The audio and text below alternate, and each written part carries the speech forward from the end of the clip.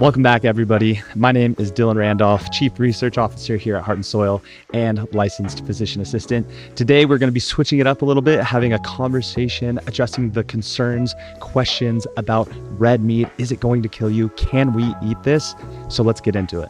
So Dylan, let's just jump straight into it. Is red meat bad for you? I would say no. And this is really based on understanding the hierarchy of evidence. And unfortunately, the nutrition research that goes on today is a little bit shoddy, in my opinion. And I know Dr. Paul has expressed this opinion as well. But we have to understand the hierarchy of evidence and how articles will portray some of this evidence out there that we can't put so much causative weight into. Yeah. So you have anecdotes, you have case controlled trials, you have epidemiology, these population surveys that go out. You can have the interventional randomized controlled trials, which would probably be, which I would say, well, for sure is the gold standard to determining if something is causative versus not. So I'm not sure what you're saying is basically there are scientific studies that will say, hey, red meat is bad for you. Mm-hmm. But what you're also saying is that there's a lot of variables within the studies that are at play, right? That 100%. You have to look at. That also the difference between like an epidemiological study and a controlled trial study are very different. Yeah, and I think the most practical takeaway on this is anybody can read any article, whether it's from PubMed to Wall Street Journal to the New York Times, and if they see the headline that red meat is going to kill you, inside of this article, when they are writing, you're going to be looking for words like associated, correlated, linked. These are all signals to you that this is an epidemiological study and that you should not be taking this as the end all be all.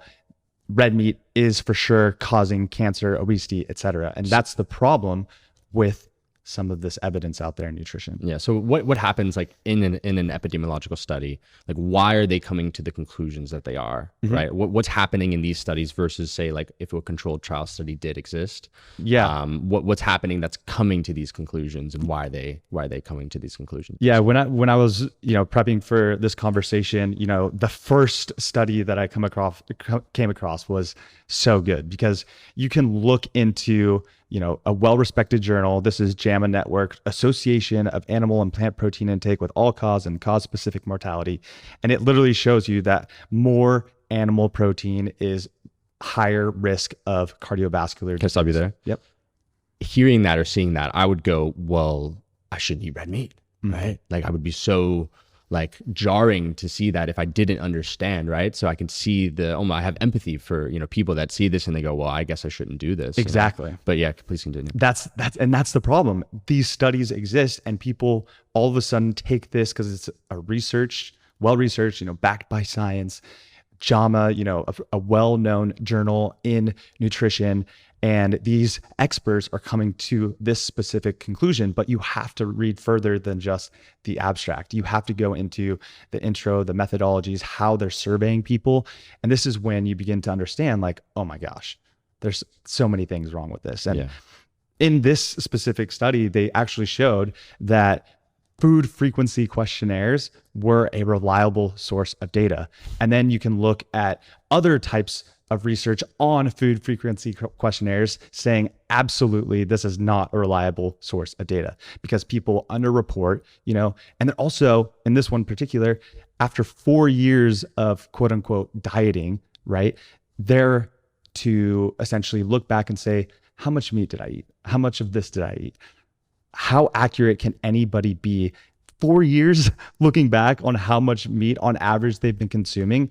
Now you have people who are giving you a specific average of how much meat they're consuming, but they're not putting in, oh, I'm eating fried foods or pizza, or think about it, because the meat included in there is meat from pepperonis on pizza or sausages or some of these like highly processed meats that can be more problematic than a whole grass-fed, grass-finished food from, ruminant cattle grazing on the pastures. So there's missing context from some of these food frequency questionnaires that really are important, in my opinion, to determine whether or not something in particular is causing a specific issue. Cool. I'd like to kind of take maybe a step back into history a little. Okay. And maybe there's also some link and correlation to this because, I'm curious if you think that there maybe is an agenda or a push for demonizing red meat. Yeah. And also maybe there's incentives, right, for people to publish studies that are,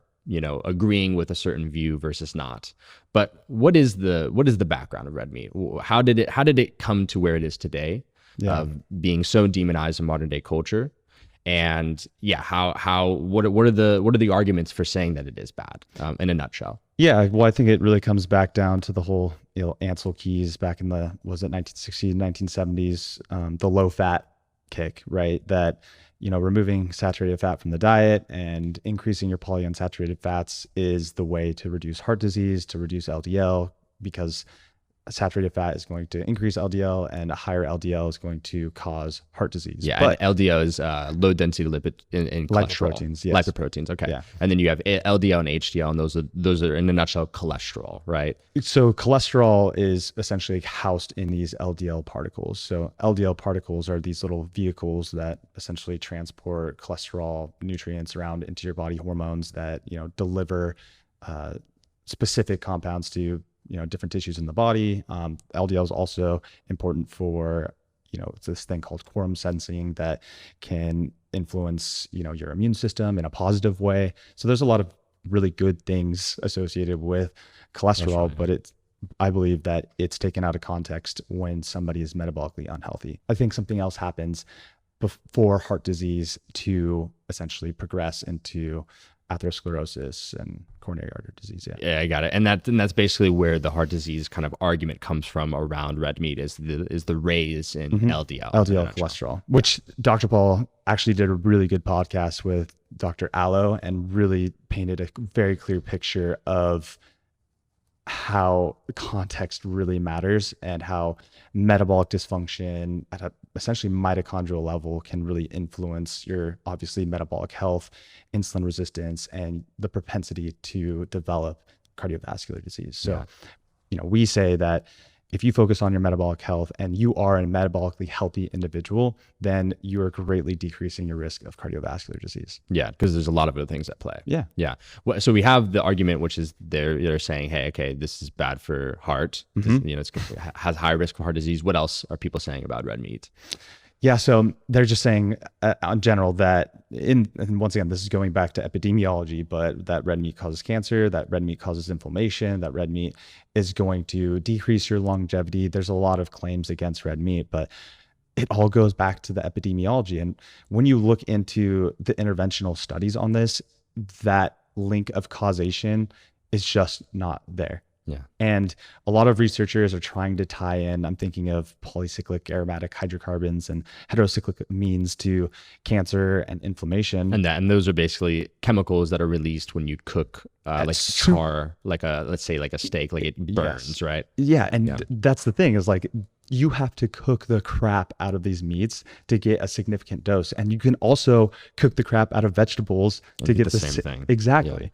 Yeah. And there's studies showing that. And there's also studies showing that if you marinate it properly, like in a lemon juice or a lime juice, a citric medium, that it can reduce these, or using like rosemary, thyme, oregano. So if people are concerned about it at all, you can just, prepare them properly. But if you're cooking a rare, medium rare steak, the amount that you're getting is not going to be problematic, in my opinion. And there's the evidence out there on red meat and cancer, once again, is so mixed, very limited. Yeah. And the interventions aren't showing that it's causing this specific damage. Yeah. So something that comes up for me or just thinking about, right? Because people like to sometimes err on the side of caution, right? So they're like, maybe you're right, Dylan, but also maybe you're wrong. And maybe these are right?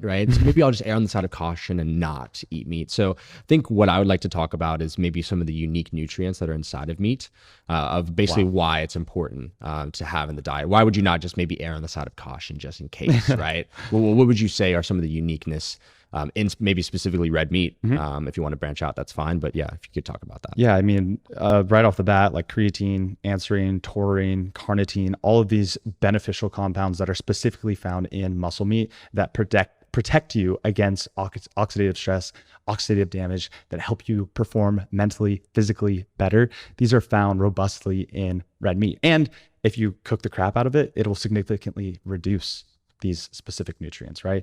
So those are some like ditripeptides and other specific nutrients, probably a little less common, or I guess not heard of too much. Yeah. But then you have all the B vitamins. So many of the B vitamins, B12 is going to be the most, but you also have niacin, you have pyridoxine, all of these essential B vitamins that your body needs to properly produce energy and to feel good, to perform better in the gym, outside the gym, cognitively. So there's a wide spectrum of nutrients that are not interfered by specific compounds like plants do. So in plants, for instance, you'll have phytic acid, lectins, oxalates that can actually interfere with, tannins is another one, that can actually interfere with the absorption of specific minerals like zinc, calcium, selenium, and sometimes even strip nutrients from the body. So it's like now you're comparing, two different foods, one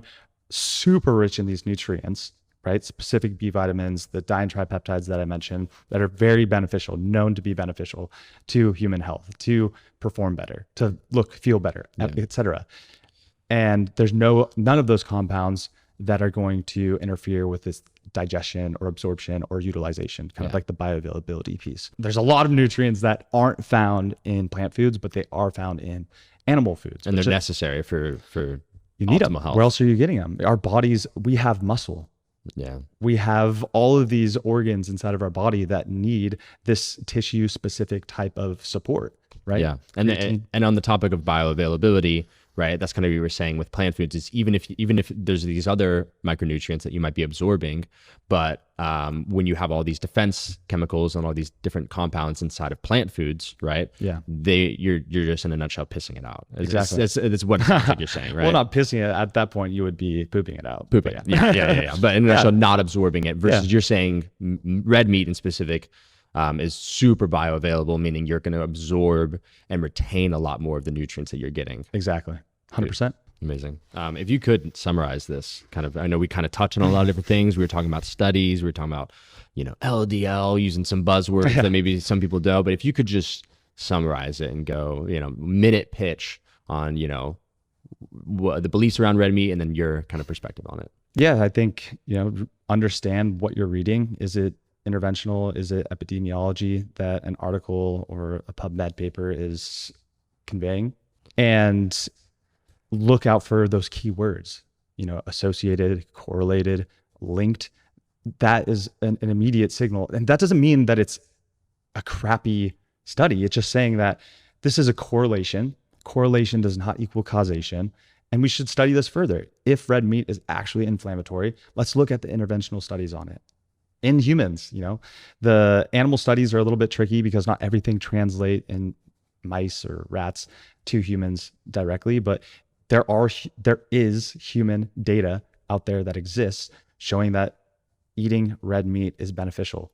There's data showing that eating grass-fed red meat actually has a higher level of micronutrients and even some of these beneficial plant nutrients compared to non-grass-fed. So always looking at the quality of the data, understanding epidemiology versus interventional science, and then making an educated decision from there, which I believe eating red meat is the most nutrient-rich food on the planet, specifically organs. Fundamental for optimal health. Fundamental. These are the building blocks for our cells. The proteins, right? Proteins are broken down into amino acids, the fats in there. All of this becomes a part of you. So I'm always like, let's have the highest quality foods coming in to be a part of me so that I can live a healthier and happier life for myself, for my family, and to the community.